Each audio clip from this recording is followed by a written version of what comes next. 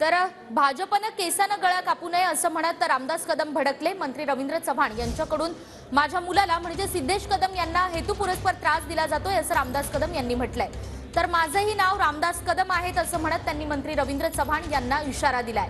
तर नाराजी कशामुळे आहे याबाबत रामदास कदमांशी चर्चा करेन असं रवींद्र चव्हाण म्हणतायत। इथं जे चाललंय ते अतिशय घृणास्पद असं चाललंय भाजपच्या माध्यमातून महाराष्ट्रातल्या। तर माझी प्रामाणिक अशी इच्छा आहे की मोदीजींनी आणि शहाजींनी महाराष्ट्रातल्या काही नेत्यांचे कान उपटले पाहिजेत, कान पकडले पाहिजेत। पक्ष आपला प्रत्येकाला वाढवायचाच आहे, पण तुमच्यावरती विश्वास ठेवून जी लोक आलेत त्यांचा केसानं गळा कापून नाही, नको। भविष्यामध्ये संबंध वेगळा मेसेज आपण या भाजपचा देत आहे याचं भान देखील भाजपच्या काही लोकांना असणं अत्यंत आवश्यक आहे, अत्यंत गरजेचं आहे। 2009 मध्ये युती असताना देखील मला गुहागरमध्ये भाजपानेच पाडलं, हे वास्तव आहे। आता माझ्या मुलाच्या मतदारसंघामध्ये पुन्हा बांधकाम मंत्री चव्हाण आणि त्यांचे भाजपचे कार्यकर्ते इथं बजेटची कामं आणून भूमिपूजन आणि उद्घाटन स्थानिक आमदार बाजूला ठेवून करत आहेत, हे तर पुरस्कार त्रास देत आहेत।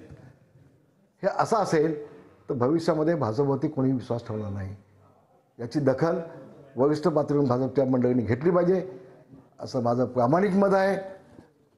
आम्ही मोदींकडे बघून आलो आहे, आम्ही शहाजींकडे बघून आलो आहे।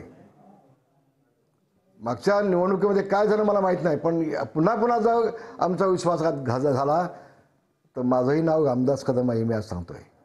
मी सार्वजनिक बांधकाम विभागाचा मंत्री झाल्यानंतर जवळजवळ त्याच भागांमध्ये 861च्या जवळपास निधी, कोटी रुपयाचा निधी हा त्या भागांमध्ये, त्या विशेष करून त्या भागामध्ये दिला गेला आहे। खरं तर त्यांची नाराजगी मला माहीत नाही कशाबद्दल आहे ती, परंतु अशी नाराजगी व्यक्त करणं हे काही मला संयुक्तिक वाटत नाही।